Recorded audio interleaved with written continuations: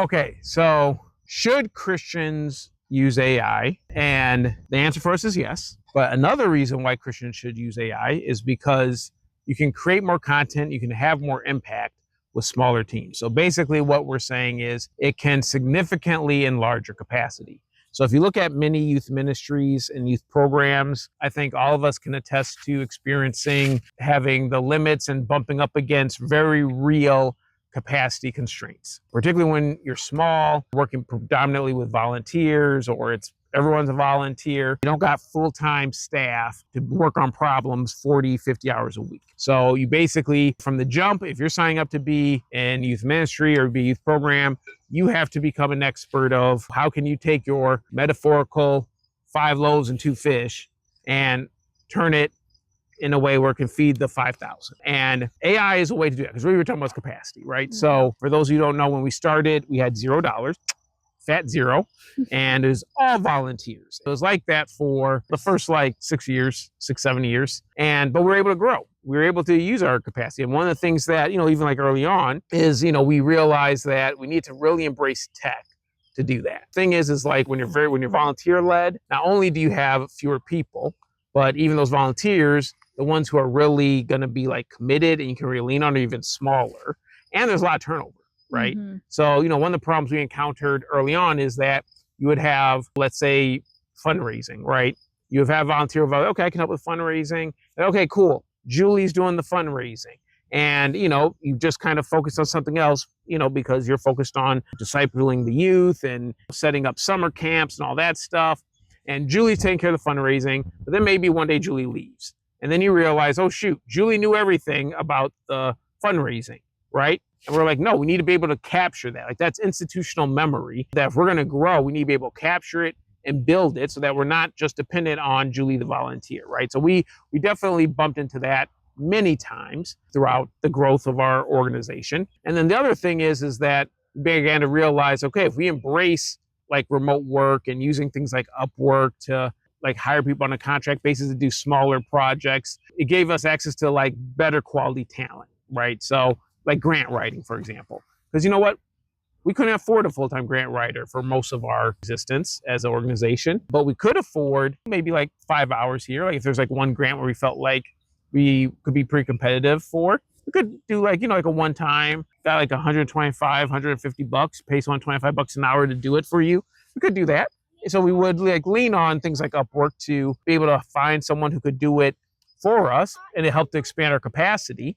And then over time, we just began just building these pieces. And today we're at a place where, yes, it's pretty sophisticated, because we have a fully custom AI-powered company intranet system. We have remote workers all over the world. But, we started small. But the thing is we now have capacity to be able to scale nationally. And I think if you're talking about a youth program, you only have a handful of people, you have to use AI in order to multiply the impact of those people, as well as to capture their efforts. So that if a volunteer leaves or if a staff person leaves, you're not having to start from scratch. You can easily pick up where they left off. And you can speak to that because, you've been through many disruptions where someone quits, or we have to fire someone, or someone has to transition. And it's okay, for example, with remember with the candles and the seed paper, so we were trying to figure out how to make other products in addition to cut flowers, and is all in this one one part-time staff hands. And when he quit, and we were oh shoot, what are we going to do? So you've been through those transitions. What was that like for you? Well, so in that case, we did have him record trainings, so that one worked out okay, because we were proactive and we had him actually record how to do it. So luckily we do have the steps. But there were other things that he was kind of testing, that not having that one individual, the project honestly got pushed to the side. What I was going to speak to this more is that our mission is to alleviate suffering using sustainability or alleviating poverty. And that is in the inner city, hiring youth and young adults. So for me, it's helping us to accomplish our mission by sort of streamlining some of those other roles that are needed to be able to create these jobs for youth. But it's not, giving us... Oh, sorry, one sec. Guys, don't throw rocks, okay? Okay, don't throw rocks like that. Here, get your lunch. Here, Yeah, you Josiah's guys getting can- lunch out. Get your lunch. Yeah, you guys need some lunch. All right. Sorry about that, guys. We're homeschoolers, so the kids are with us. But anyway, sorry. Finish your thought. Didn't mean to. So I think in the same way, youth ministry, like your goal is to reach young people for Christ. So my dad was a youth pastor. I youth pastored for a couple years. My goal was to help youth to, come closer in their relationship with God, to get, more youth to be interested in a relationship with God. And, I wanted to accomplish that mission and not have to be bogged down by all this other stuff. So, for us at Southside Blooms, if we were paying for all these other roles, so much money would be going to that and not to our mission, which is to hire and give careers to youth and young adults here in the inner city. And I'll be honest with you, a lot of youth are coming to us without a lot of, really robust educational skills. The schools aren't great and they're graduating without a lot of those lava literacy skills. So, using AI and using technology to kind of augment, those roles that require kind of that level of educational fortitude is helping us to put more money into the jobs that the youth and young adults can do and really create that as the result versus sort of this really heavy top I don't know how to say it, but this like top heavy organization where people in some of those positions they're asking for top dollar, and we want a well run, we want a tight, we want some of this stuff is sophisticated, and we need to find ways that we can still accomplish that. We can support the youth, but our money is really going to our mission, which is the youth and young adults.